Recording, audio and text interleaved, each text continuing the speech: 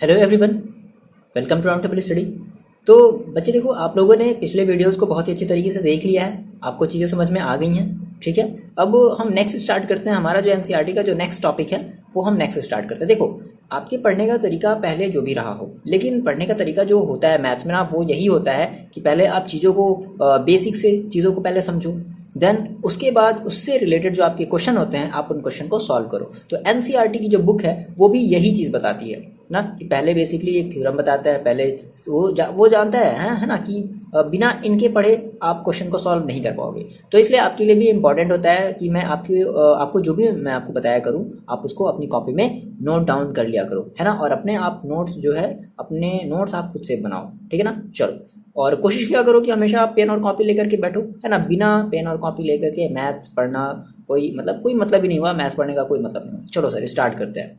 तो अब जो हमारा नेक्स्ट टॉपिक है बच्चों, देखो ये हम समझते हैं कि अंक गणित की आधारभूत प्रमेय। नाम सुन के ही बड़ा अजीब लग रहा है कि क्या है ये अंक गणित की आधारभूत प्रमेय, पता नहीं कौन सा ये हमारा प्रमेय है।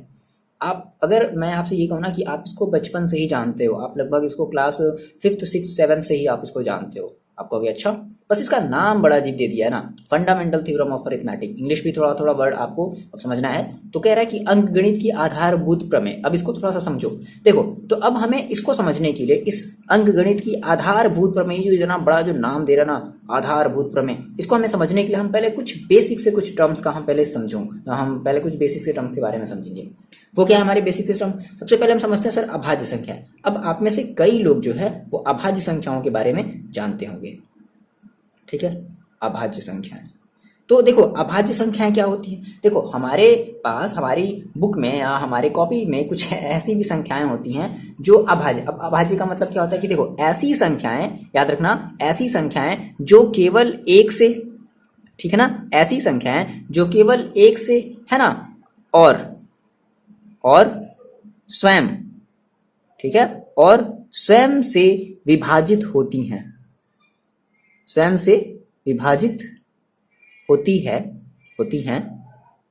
उसे हम कहते हैं अभाज्य संख्याएं। आई बात समझ में? सिंपल है। जैसे आपने कहा सर 2, तो बताओ 2 को आप किससे डिवाइड कर सकते हो, 2 को आप किससे भाग दे सकते हो?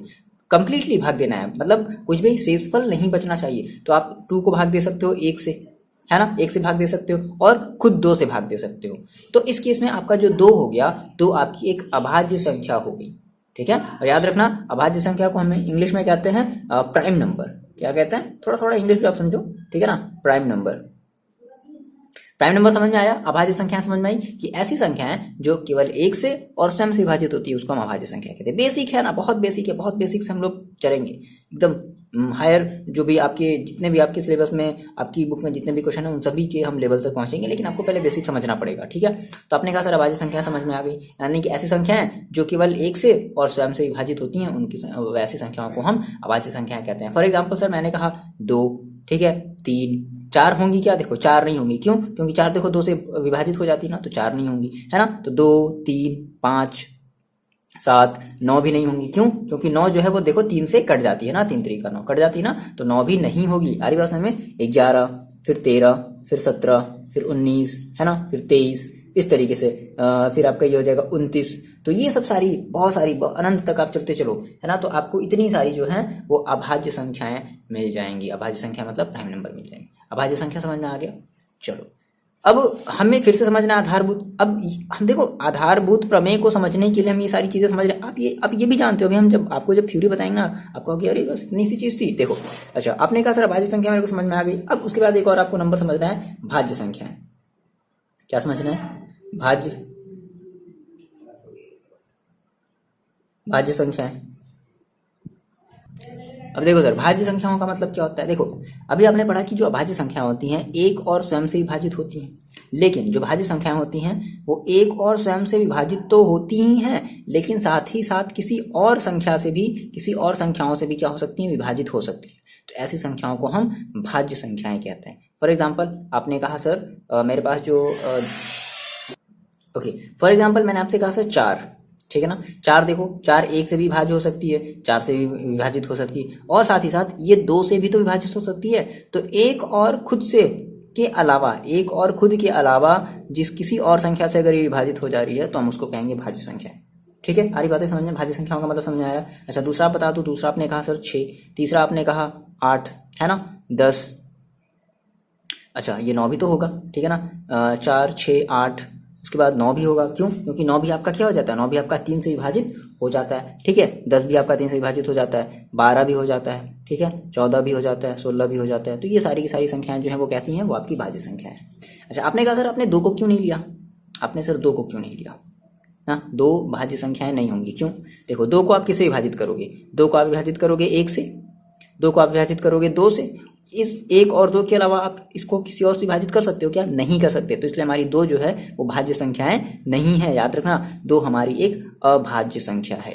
ठीक है, हम उसको अभाज्य यानी कि हम उसको प्राइम नंबर में मानते हैं। और भाज्य संख्याओं को हम इंग्लिश में कहते हैं कंपोजिट नंबर। सिंपल, बस याद रख लो, है ना, याद ऐसे रटने के लिए नहीं कर, बस सिंपल समझ लो, कंपोजिट नंबर। ठीक है, तो आपको सर ये समझ में आएगा कि भाज्य संख्याओं और अभाज्य संख्याओं में क्या अंतर है, भाज्य संख्याएं हम किसको बोलेंगे और अभाज्य संख्याएं हम किसको बोलेंगे। इतनी बातें समझ में आ गई। अच्छा, अब अगर मैं आपसे बोलूं कि अब एक क्या है, बताओ एक क्या है। ठीक है, एक क्या हो सकता है बताओ।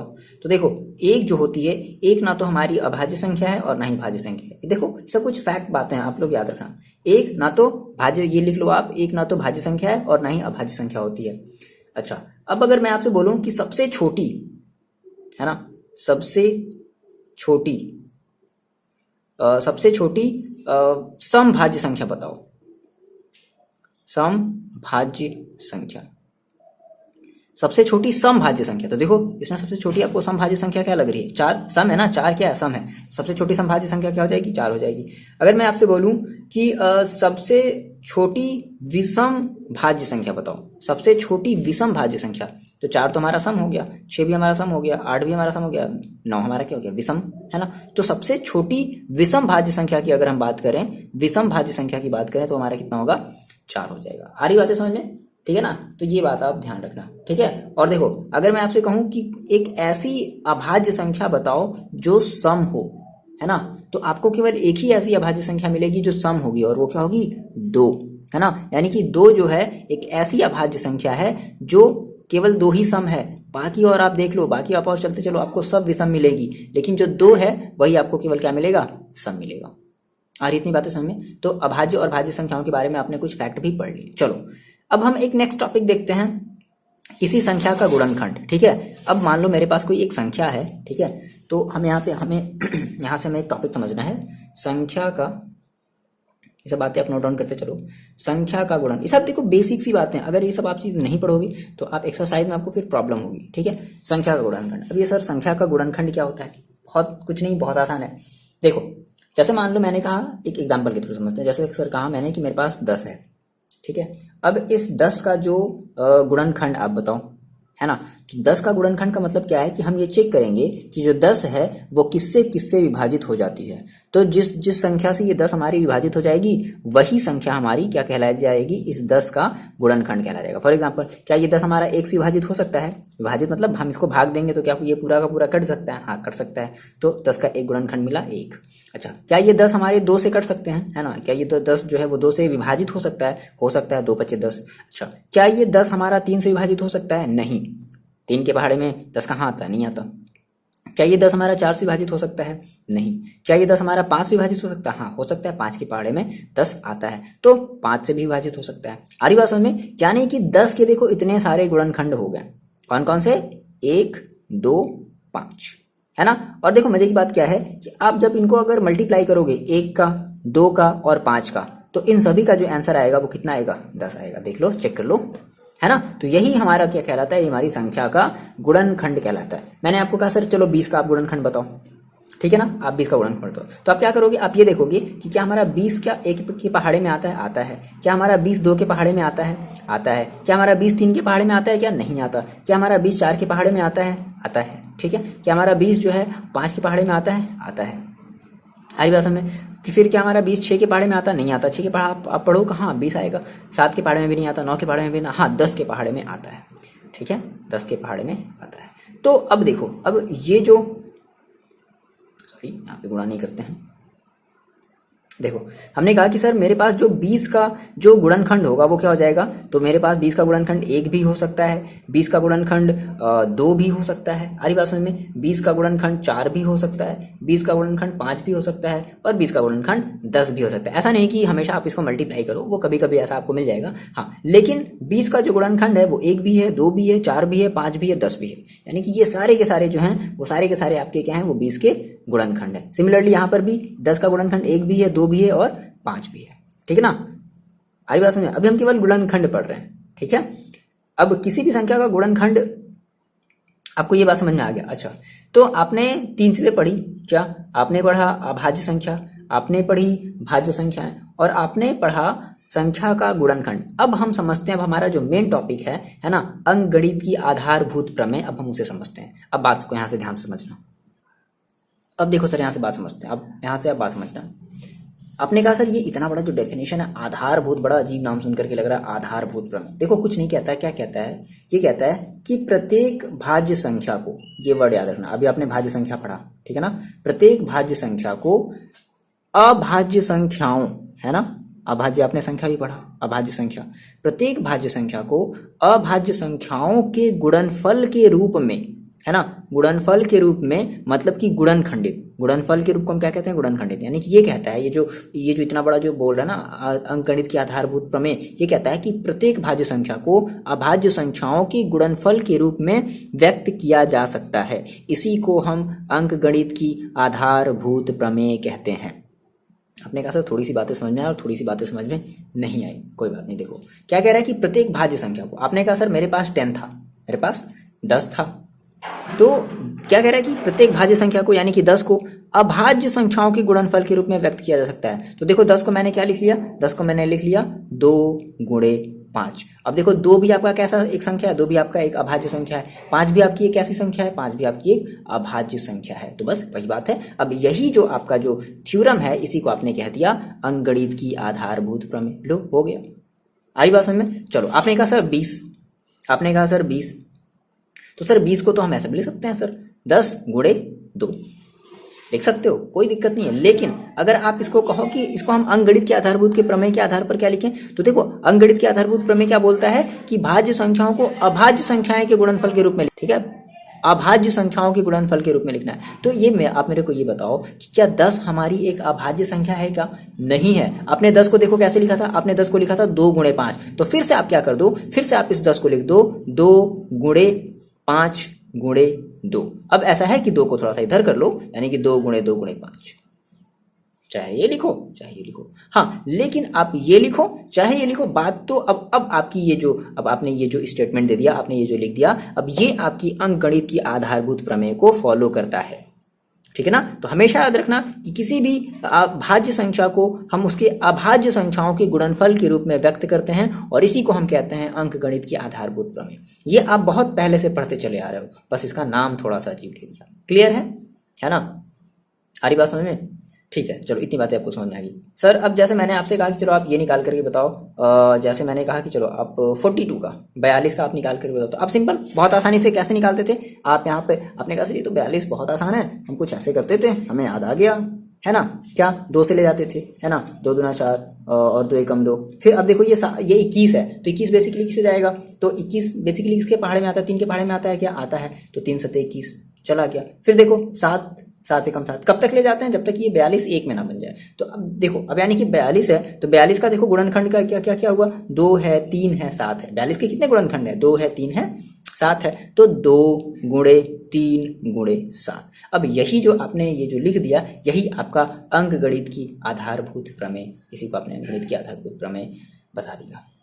अरे सर इतनी बातें समझे, बहुत आसान है, या पहले ही पढ़ चुके हो, बस नाम थोड़ा सा अजीब दे दिया है कुछ नहीं। ओके, अच्छा सर यहाँ पे एक बात और समझो, जैसे आपने कहा सर 20 था मेरे पास, जैसे मैंने कहा सर मेरे पास, आपके पास 20 था, 20 को आपने क्या लिखा, 2 गुणे 2 गुणे 5, ठीक है ना। तो देखो यहाँ पर 2 बेसिकली कितनी बार है, 2 बार है, तो आप इसको ऐसे भी लिख सकते हो क्या, 2 के घात 2। अब ये बात समझना, ये बात भी आप पहले से जानते हो, 2 के घात 2 और गुणे 5, बात तो वही है। 2 के घात 2 का मतलब क्या होता है, 2 के घात 2 का मतलब होता है 2 कितनी बार, 2 बार, 2 गुणे 2। अगर मैं आपसे कहूँ कि सर 3 के घात 2 का मतलब क्या है, तो 3 कितनी बार, 2 बार, 3 गुणे 3, ठीक ना। अगर मैं आपसे कहूँ कि सर 7 के घात 4 का मतलब क्या होता है, तो आप क्या कहोगे सर 7 कितनी बार, सर 7 जो है वो 7 का 4 बार गुणा होगा, दैट इज 7 गुणे 7 गुणे 7 गुणे 7। आ रही बात समझ में? अगर मैं आपसे कहूँ कि सर 4 की घात 7, बात समझना, 4 की घात 7, तो आप क्या कहोगे, आप सर ये कहोगे कि 4 जो है वो 7 बार लिखेंगे, 4 गुणे 4 गुणे 4 गुणे 4 गुणे 4 गुणे 4 और गुणे 4, 1 2 3 4 5 6 7। आ रही बात समझ में? तो ये मतलब होता है 10 के घात, मतलब 4 के घात 7, 3 के घात 2, 2 के घात 2, है ना, 5 के घात 3। आ रही बात समझ में? तो ये इसका मतलब समझ में आ रहा है। चलो तो हम सर ये भी लिख सकते हैं, आप यहाँ से ध्यान देना, अब आप यहाँ से बात समझना, क्योंकि आपके एक्सरसाइज में जो क्वेश्चन है, आपकी जो प्रश्नावली में जो क्वेश्चन है वो इससे रिलेटेड भी क्वेश्चन है। ठीक है, मैंने कहा सर आपके पास 12 है, अब बस ध्यान से समझते चलो, ठीक है ना, और कॉपी में अपनी इस चीज़ों को नोट डाउन करते चलो। तो सर 12 का गुणनखंड क्या क्या होगा, कोई बात नहीं सर, मेरे को नहीं आता निकालने, हम ऐसा निकालेंगे, 2 छक 12, है ना, 2 तिहाई 6 और 3 एकम 3। तो क्या मैंने क्या लिख दिया, 2 गुणे 2 गुणे 3, है ना, 2 गुना 4, 4 3 12 हो गया। अब देखो ये 2 कितनी बार है, 2 बेसिकली आपकी 2 बार है, तो आप क्या लिख सकते हो, आप लिख सकते हो 2 की घात 2 गुणे 3। तो या तो ये लिखो या तो ये लिखो, दोनों एक ही चीज़ है। ठीक है सर, आई बातें समझ में, दोनों जो हैं वो एक ही चीज़ें हैं, कोई भी यहाँ पे टेंशन लेने वाली बात नहीं है। ठीक है ना, चलो मैंने आपसे कहा कि चलो आप जो है आप 16 का करके बताओ, तो आप 16 का कैसे करोगे, क्या करोगे, 2 गुणे 2 कितना हो गया 4, गुणे 2 4 दूना 8 और गुणे 2 4 दूना 8 दूना 16। तो आप कैसे लिख सकते हो 16 को, आप या तो ये लिखो या फिर ये लिख लो, 2 की घात 4। ठीक है, इतनी बातें आ रही हैं समझ में? तो ये हमारा हो गया, यही हमारा हो गया फंडामेंटल थ्योरम ऑफ अरिथमेटिक, जिसको आप हिंदी में कहते हो अंक गणित की आधारभूत प्रमेय। ओके, चलो नेक्स्ट टॉपिक समझते हैं। ओके सर, अब ये एक टॉपिक समझते हैं, गुणनखंड वृक्ष। सर ये क्या है, कुछ नहीं, बहुत आसान है। आप अभी जो गुणनखंड कर रहे थे ना, अब उसी गुणनखंड को हम एक वृक्ष के रूप में लिखेंगे। सर कैसे, आपने कहा सर 12 का, चलो 12 का जो है वो एक गुणनखंड वृक्ष बनाओ। तो देखो आप क्या कहते थे सर 12 है, और 12 को हम पहले किसे ले आते हैं, 2 से ले आते हैं, तो कितना आता है 6 आता है। यानी कि आप 2 और 6 का अगर आप गुणा करो, बात समझना, 2 और 6 का अगर आप गुणा करो तो कितना आएगा, 12 आएगा। तो आपने 12 के आपने 2 ब्रांच ऐसे निकाल दिए, 2 ऐसे तने निकाल, जैसे होता है ना पेड़ के ऐसे तने निकलते हैं, एक तरफ आपने लिख दिया 2 और एक तरफ आपने लिख दिया 6। आ रही बात समझ में क्या, एक तरफ आपने लिख दिया 6, देख लो 6 और 2 का गुणा करो, आपस में कितना आ जाएगा, 12 आ जाएगा। अब देखो, अब जो 2 है वो पहले से ही वो अब अभाज्य संख्या, अब आप 2 का जो है वो फर्दर आप गुणनखंड नहीं कर सकते। हाँ, अब हम 6 का गुणनखंड कर सकते हैं। तो हमने सर 6 का हम फिर से देखो गुणनखंड करते हैं, तो क्या ले जाते हैं इसको, 2 तिहाई 6। यहाँ पे बात ध्यान समझना, ठीक है ना, बात ध्यान समझना। तो आपने ऐसा लिखा, हमने सर 6 को फिर से हमने तोड़ दिया, कैसे, 2 गुणे 3, 2 गुणे 3। तो हमने सर 6 को फिर से तोड़ दिया, कैसे, एक तरफ हमने लिख दिया 2 और एक तरफ हमने लिख दिया 3, है ना। अब क्या 2 को आप फिर से गुणनखंड कर सकते हो क्या, नहीं, 2 तो हमारी अभाज्य संख्या, अभाज्य संख्या का कुछ भी गुणनखंड नहीं होता। 3 हमारी पहले से ही अभाज्य संख्या है। तो अब ये जो हुआ, यही आपके 12 का गुणनखंड वृक्ष हो गया, जिसको हम कहते हैं फैक्टर ट्री। आगे बात समझ में, गुणनखंड वृक्ष का मतलब समझ में आया कि गुणनखंड वृक्ष का मतलब क्या है। चलो आप मुझे एक और चीज करके बताओ। चलो सर एक आप ये 28 का करके बताओ, 28 का आप गुणनखंड वृक्ष करके बताओ। देखो कर लिया, वीडियो पॉज करो और ट्राई करो, एक बार वीडियो को पॉज करके ट्राई करो, कर लिया, देखो अब मैच करो। आपने कहा सर कहा कैसे किया जाए, आपने सर कैसे किया, देखो हम कुछ ऐसे करेंगे, 28 है सिंपल, यहाँ पे आप कर लो। अब क्या करोगे, देखो 28 को आप किससे ले जाओगे, 2 से ले जाओगे ना, ये सब आप चीजें तो बहुत पहले से पढ़ते चले आ रहे हो ना, बस इसी को हम गुणनखंड वृक्ष के फॉर्म में लिख दे रहे हैं। तो आप इसको कैसे ले जाओगे, 2 एकम 2 और 2 चौका 8, यानी कि आपने 28 को 2 बार में तोड़ दिया, कैसे, 2 गुणे 14, कैसे तोड़ दिया आपने, 2 गुणे 14। ठीक है, तो आपने लिख दिया 28 को, एक तरफ आपने लिख दिया 2, है ना, और एक आपने एक ऐसे एक दूसरा इसका तना निकाल दिया और उस तरफ इस तने के नीचे लिख दिया आपने, इस ब्रांच के नीचे लिख दिया आपने 14। आ रही बात समझ में? अब देखो, अब जो 2 है वो पहले से ही अभाज्य संख्या है, 2 का तो अब फर्दर जो है वो अब अभाज्य गुणनखंड अब नहीं कर सकते, अब आपको 14 का अभाज्य गुणनखंड करना पड़ेगा। तो सर कैसे, फिर से अब ये बताओ, आप इस 14 को कैसे ले जाते थे, फिर आप 2 से ले जाते थे, 2 सत्ते 14, तो 14 को आपने क्या लिखा, 2 गुणे 7, है ना, यही तो है, 2 गुणे 7। आ रही बात समझ में? तो 14 को आप फिर से इसका 2 ब्रांच निकाल दो, एक तरफ आपने लिख दिया 2 और एक तरफ आपने लिख दिया 7। ठीक है, अब बताओ कि 2, देखो यहाँ 2 2 7, अब यहाँ पे जो ये जो सारी के सारी ये जो नंबर है 2 है, ये 2 है और ये जो 7 है ना, अब ये सब आपकी अभाज्य संख्या है, आप इसको फर्दर इसका गुणनखंड नहीं कर सकते हो। ठीक है ना, तो यही हमारा हो गया क्या, यही हमारा हो गया गुणनखंड वृक्ष। ठीक है, अब यानी कि अगर आपसे ये कहे कि सर 28 को हम कैसे लिख सकते हैं, तो 28 को हम कुछ इजी लिख सकते हैं, कैसे, सब ये अभाज्य संख्या वाली ले लो, क्या, 2 गुणे 2 गुणे 7। आ गया इसमें। तो या तो ये लिखो, अगर केवल अगर गुणनखंड करने के लिए बोलता है तो आप ये वाला मेथड करके ये वाला लिख दो। हाँ, अगर बोलता है कि इसको गुणनखंड वृक्ष के फॉर्म में करके बताओ तो फिर आपको ये वाला चीज़ करके दिखाना पड़ेगा। बस इतनी सी बातें हैं, बहुत आसान सी ये चीज़ें हैं, ठीक है ना। चलो आप मेरे को एक और चीज़ करके दिखाओ, आप मेरे को करके दिखाओ किसका, आप मेरे को करके दिखाओ थोड़ा सा आसान 42 का, ठीक है। आप 42 का करके दिखाओ, कैसे करोगे चलो बताओ जल्दी करके। चलो कर लिया आपने, देखो कैसे होगा। सबसे पहले आप इस 42 को किससे ले जाओगे, 2 से ले जाओगे, ठीक है। अब तो मान लो चाहे तो आप ये साइड में ये वाला कर लो, अगर आप साइड में अगर ये नहीं करना चाहते हो तो आप देख लो कि आप अगर जब 2 को जब आप 42 को जब आप 2 से भाग दे रहे हो तो देखो कितना बचेगा, 2 दूना 4, 2 एकम 2, ये तो बचेगा डायरेक्टली अगर आप करना चाहते हो। अच्छा, अब ये 2 तो हमारा अभाज्य संख्या है, लेकिन हमारी जो 21 है वो हमारी अभाज्य संख्या नहीं है। क्यों? देखो बच्चे यहाँ पे कंफ्यूज जाते हैं सम और विषम में, है ना। तो विषम अलग चीज है, अभाज्य संख्या अलग चीज है। हाँ, वो अलग बात है कि 21 हमारी विषम संख्या, ठीक है आपकी बात सही है, लेकिन 21 हमारी अभाज्य संख्या नहीं है। क्यों? क्योंकि ये 3 से जा सकता है, ये 7 से जा सकता है, इसको हम 7 से भाग दे सकते हैं, इसको हम 3 से भाग दे सकते हैं, इसलिए 21 हमारी अभाज्य संख्या है। विषम मतलब 21 हमारी जो है वो एक भाज्य संख्या है, ठीक है ना, अभाज्य संख्या नहीं है। ओके, तो यहाँ पे बात समझना, यहाँ पे आप सम और विषम में कंफ्यूज मत होना कि सर 21 हमारी विषम है, ठीक है विषम है, लेकिन हमारी ये एक भाज्य है। भाज्य का मतलब है कि हम इसको फर्दर हम इसको भाग दे सकते हैं। कैसे? तो आपने सर 3 का पहाड़ा पढ़ा, 3 है ना, और 3 सते 21 हो गया। अब देखो आप यहाँ पे 2 3 7 यानी कि 42 को आप कैसे लिख सकते हो, 42 को आप लिख सकते हो 2 गुणे 3 गुणे 7, यही आपका हो जाएगा गुणनखंड, है ना। और अगर गुणनखंड वृक्ष बोलता है तो बस केवल आप इतना ही छोड़ दोगे, ये चीजें नहीं करोगे। आगे बातें समझ में?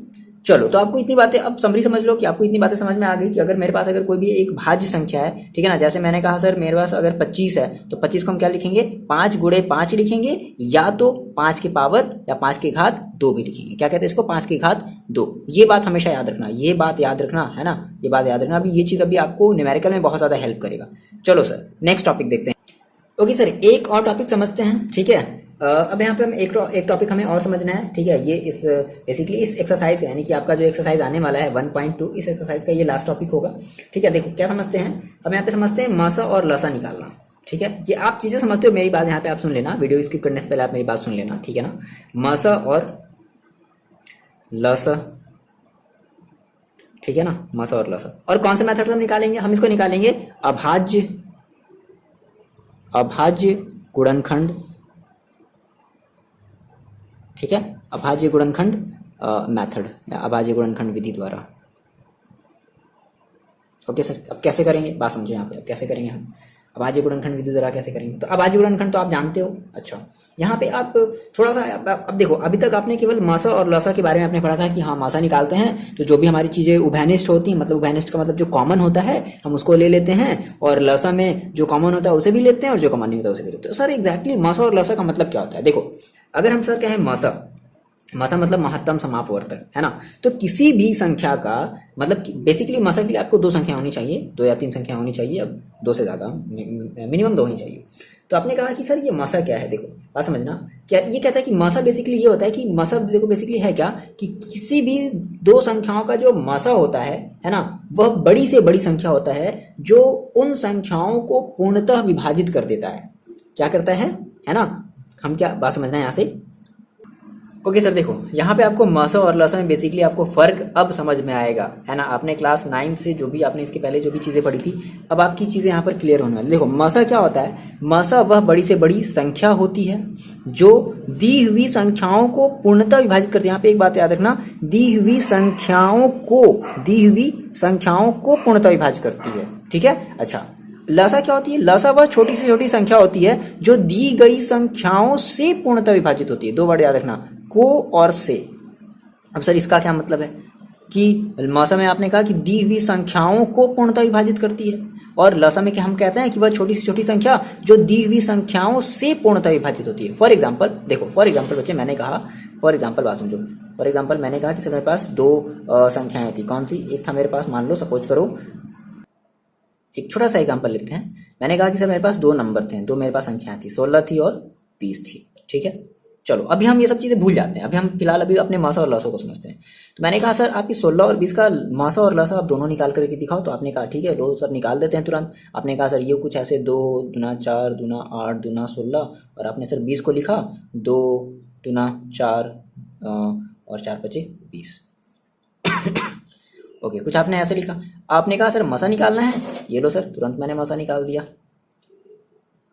2 कॉमन है, उभयनिष्ठ है, यहाँ भी 2 यहाँ भी 2 उभयनिष्ठ है। अब यहाँ 2 है लेकिन यहाँ 2 नहीं है तो नहीं लेंगे, यहाँ 2 है यहाँ 2 नहीं है तो नहीं लेंगे, यहाँ 5 है लेकिन यहाँ 5 नहीं है तो नहीं लेंगे। तो मसा कितना आ गया सर 4 आ गया। आपने कहा कि सर मसा जो है वो कितना आ गया 4 आ गया। ठीक है अभी हम अपने पिछले वाले क्लासेस की बात करते हैं। अब अगर आपको अपने छोटे भाई बहन को अगर समझाना हो तो आप कैसे समझाओगे। अच्छा आपने कहा सर चलो आपने लसा पूछा था, लो सर कि आपका लसा हो गया। क्या कहा आपने, यहाँ 2 है यहाँ 2 है हमने ले लिया, यहाँ 2 है यहाँ 2 है हमने ले लिया, यहाँ 2 है बट यहाँ 2 नहीं है लेकिन फिर भी हमने ले लिया। आप यही तो कहते थे, यहाँ 2 है यहाँ 2 नहीं है लेकिन फिर भी हमने ले लिया, यहाँ 5 है बट यहाँ 5 नहीं है लेकिन फिर भी हमने 5 को ले लिया। तो कितना आ जाएगा, देखो 5 दूना 10, 10 दूना 20, 20 दूना 40, 40 दूना 80। तो कितना आ गया सर 80 आ गया। बात समझना। तो सर मासा जो है वो आया 80 और लसा जो है वो आया मासा जो है वो आया 4। महत्तम समापवर्तक कितना आया 4 आया और जो लघुत्तम समापवर्तक है वो कितना आया 80 आया। अब बात समझना। अब आपने सर कहा कि जो हमारा मासा होता है, आपने कहा कि सर जो मासा होता है वह बड़ी से बड़ी संख्या होती है। तो आपने कहा सर ये तो सर मेरा छोटा हो गया, अब हमें 80 ही बड़ा दिख रहा है। लेकिन आप बात को ध्यान समझो, आपने कहा वह बड़ी से बड़ी संख्या जो दी हुई संख्याओं को पूर्णतः विभाजित करती है। देखो 4, तो क्या जो 4 है यानी कि वह बड़ी से बड़ी संख्या यानी कि जो 4 है वह 16 को भी विभाजित कर देगी और 20 को विभाजित कर देगी। आप मेरे को बताओ कि 4 से बड़ी कोई ऐसी संख्या है क्या, 4 से बड़ी कोई ऐसी संख्या है क्या जो 16 को भी विभाजित कर दे, 20 को विभाजित कर दे। आपने कहा सर 5 है तो 5 केवल 20 को विभाजित करेगी, 5 16 को विभाजित नहीं करेगी। आपने कहा सर 10 है तो 10 केवल 20 को विभाजित करेगी, 10 जो है वो 16 को विभाजित नहीं करेगी। आपने कहा सर 8 है, 8 केवल 16 को विभाजित करेगी, 20 को विभाजित नहीं करेगी। तो मैं क्या कह रहा हूं, ये कहता है कि दी हुई संख्याओं को है ना पूर्णतः विभाजित कर दे, दोनों संख्याओं को विभाजित करनी है। ठीक है तो 4 हमारी ऐसी बड़ी से बड़ी संख्या, बात आपको समझ में आ गई कि 4 हमारी ऐसी बड़ी से बड़ी वो संख्या है जो इन दोनों संख्याओं को 16 और 20 को ये पूर्णतः क्या कर सकती है, विभाजित कर सकती है। इस 4 से बड़ी ऐसी कोई संख्या नहीं है जो 16 और 20 को दोनों को विभाजित कर सके। आगे मेरी बात समझ में। अच्छा फिर आपने कहा सर लसा वाला भी समझा दीजिए। देखो अब लसा क्या बोलता है कि वह छोटी से छोटी संख्या जो दी गई संख्याओं से पूर्णतः विभाजित होती है। मतलब कि अब इसको विभाजित करना है, इसको विभाजित करना है किससे, 16 से और 20 से। देखो आप 16 का पहाड़ा पढ़ो, 16 के पहाड़ा में 80 आता है। आप 20 का पहाड़ा पढ़ो, 20 के पहाड़े में 80 आता है ना। यानी कि वो हमारी 80 जो है वो ऐसी मतलब वो बड़ी से बड़ी संख्या है जो 16 से भी विभाजित हो सकती है, जो 20 से भी विभाजित हो सकती है। तो लसा में हम क्या करते हैं, लसा में हम इसका पहाड़ा पढ़ते हैं इस 80 को लाने के लिए, और मासा में क्या करते हैं, मासा में हम इस 4 का पहाड़ा पढ़ते हैं इस 16 और 20 को विभाजित करने के लिए। तो ये बच्चे बेसिकली फर्क होता है मासा और लसा में। आगे बात समझ में। तो यहाँ पे को और से का मतलब आप हमेशा याद रखना। तो जब भी आपसे अगर वो बड़ी से बड़ी संख्या पूछता है तो आप मासा निकालते हो, और जब भी आपसे वो छोटी से छोटी संख्या पूछता है तो आप लसा निकालते हो, लघुत्तम समापवर्तक निकालते हो। यही तो करते हो। चलो सर ये हमने बेसिक सी बातें पढ़ी लसा और मसा के बारे में। ठीक है अब हम आते हैं वापस अपने 10th वाले टॉपिक पर। सर हमें 10th वाले टॉपिक में सर क्या पढ़ना है, अब ये तो आप वही सारी चीजें बता रहे हो। देखो बात समझो, आपने कहा सर ठीक है आपने कुछ ऐसे निकाला, अब हम इसी को थोड़ा सा मॉडिफाइड करते हैं। देखो अच्छा मैंने आपको एक बात बताया था बच्चे कि क्या है कि आपका जो 16 है, आपने 16 को लिखा 2 गुणे 2 गुणे 2 गुणे 2, यानी कि आप इसको, मैंने आपको बताया था कि आप इसको ऐसा भी लिख सकते हो क्या, 2 के घात 4। 2 कितनी बार है, 1 2 3 4, 2 के घात 4। अच्छा इसको आप ऐसे भी लिख सकते हो क्या, 2 के घात 2 गुणे 5। बताओ ऐसे भी लिख सकते हो ना, लिख सकते हो ना। या तो ये लिखो या तो ये लिखो। बात देखिए। अच्छा अब मैंने कहा कि सर अभी ये मान लो, अभी ये भूल जाओ, अभी आपने जो लिखा ये भूल जाओ। आपने कहा कि सर मैंने सर जो मासा निकाला था, मैंने जो मासा निकाला था वो क्या था, वो था मेरा सर 2 गुणे 2 है ना, 2 गुणे 2 था। ठीक है अच्छा और अच्छा अब देखो बात समझना, मेरा जो मासा था सर वो कितना था, 2 गुणे 2 था। अच्छा अब यहां से देखो, अगर हम इसको ये लिख दें या फिर इसको हम अगर ये लिख दें, 2 गुणे 2 को हम ये लिख सकते हैं ना, बात समझना, 2 गुणे 2 को हम ये लिख सकते हैं। तो देखो बात समझना क्या होगा कि जब भी अगर आपने ऐसे पावर के रूप में अगर आपका कोई भी मतलब ऐसे कोई नंबर दिया हुआ है, ठीक है, पावर के रूप में ऐसे जो घात के रूप में अगर ऐसे कोई भी आपका नंबर दिया हुआ है, तो आप क्या करोगे, जब भी अगर मासा बोलेगा, ठीक है ना, तो घात की वो मिनिमम वैल्यू लोगे, मतलब कम से कम वाले घात लोगे। मासा निकालने के लिए हम क्या करेंगे, कम से कम। जैसे यहाँ पे देखो बात समझो, आपने यहाँ पे कहा सर मेरे पास यहाँ पे 2 के घात 2 है और यहाँ पे मेरे पास 2 के घात 4 है, तो कम कितना है, 2 के घात 2 है या 2 के घात 4? कम कौन है? 2 के घात 2 कम है, तो 2 के घात 2 मतलब क्या है? इसका मतलब है कि 2 के घात 2 इसमें भी है और 2 के घात 2 इसमें भी हो सकता है, लेकिन अगर यहाँ पर 2 के घात 4 है तो 2 के घात 4 यहाँ नहीं हो सकता। तो आपने मसा के केस में आपने क्या कह दिया कि सर 2 के घात 2। आगे बात समझ में? तो याद रखना कि जो आप अगर मासा लोगे तो आप मासा में क्या लोगे, जो सबके मतलब जो सबसे छोटी घातों का जो गुणनफल होगा, तो ऐसे याद रख लो मासा के लिए क्या लोगे, छोटी, ये आप नोट कर लो पॉइंट को, छोटी घातों का गुणनफल, ठीक है, वही आपका क्या हो जाएगा, मासा हो जाएगा। आपने कहा सर लसा वाला भी ऐसे ही बता दो, देखो आपने कहा सर लसा, देखो ये इंपॉर्टेंट है बच्चे, ठीक है ना, ये आपकी एक्सरसाइज में ये क्वेश्चन है। आपने कहा सर लसा आपने कैसे निकाला था, तो सर आपने कुछ ऐसे निकाला था 2 गुणे 2, ठीक है, ये आपने 2 ले लिया, फिर ये भी आपने 2 ले लिया है ना, कॉमन वाला ले लिया ना, फिर यहाँ पे 2 है तो आपने एक और 2 ले लिया, फिर यहाँ पे 2 है एक और 2 ले लिया, फिर आपने 5 भी ले लिया। तो आप देखो आप इसको कुछ ऐसे लिख सकते हो क्या, देखो 2 कितनी बार है, 4 बार है, तो 2 के घात 4 गुणे, देखो यहाँ पे 5 कितनी बार है, 5 की घात 1 लिख सकते हैं क्या, यही चीज तो है। अब देखो, अब मैंने कहा सर लसा वाले में देखो क्या हो गया, तो लसा वाले में क्या होगा कि जो भी हमारी अभाज्य गुणनखंड की जो सबसे बड़ी जो घातों का जो हमारा गुणनफल होगा, जैसे यहाँ पे मैंने कहा सर यहाँ पे जो 2 के घात 4 और 2 के घात 2 में आपको सबसे बड़ी जो घात नजर आ रही है वो कौन सी घात नजर आ रही है, 4, ठीक है। अच्छा, फिर मैंने कहा सर यहाँ पर 5 की घात 1 है, यहाँ पर तो 5 की घात कुछ नहीं, तो जहाँ पर 5 की घात कुछ नहीं होता है वहाँ पे हम 0 कर सकते हैं, क्योंकि अगर आप किसी भी घात की अगर पावर अगर 0 करते हो, है ना, किसी भी नंबर की किसी भी संख्या की अगर आप घात अगर 0 करते हो तो उसकी वैल्यू मिलती है 1, बात समझना। तो मैंने कहा सर 5 की घात 1 है और यहाँ पर 5 की घात 0 है, मान लो कुछ नहीं है, छोड़ो मत परेशान हो, तो जो आपको अधिकतम घात दिख रही है 5 की वो कितनी दिख रही है, 1, तो आपने कहा सर अधिकतम घात 5 की 1, और आपको जो 2 की अधिकतम घात दिख रही है वो कितनी दिख रही है, 4, तो आपने कहा सर 2 की घात 4। तो लसा के केस में हमेशा क्या करना, आप अधिकतम वाली घात लेना, और मासा के केस में आप हमेशा न्यूनतम वाली घात लेना, सबसे छोटी घात लेना, ठीक है ना। तो लसा के केस में आप यहाँ पे क्या लिख लो, क्या हो जाएगा, सबसे बड़ी घातों का गुणनफल, है ना, बड़ी घातों का गुणनफल। और बस जहां तक आपका ये सब चीजें अगर आपको समझ में आई हैं तो यकीन मानो बच्चों आपको एक्सरसाइज में कोई भी प्रॉब्लम नहीं होने वाली है, कोई भी प्रॉब्लम नहीं होने वाली है, ठीक है। चलो स्टार्ट करते हैं, कैसा लगा वीडियो कमेंट करके आप बता दो। चलो मिलते हैं एक्सरसाइज क्वेश्चन में 1 आपका जो प्रश्नावली है 1.2 उसमें हम लोग बात करेंगे, क्वेश्चन को सॉल्व करेंगे। ओके, पढ़ाई करते रहो और इन सभी सारी चीज़ों को आप फिर से एक बार अपनी कॉपी में नोट डाउन करके रिवाइज कर लो एक बार। ओके।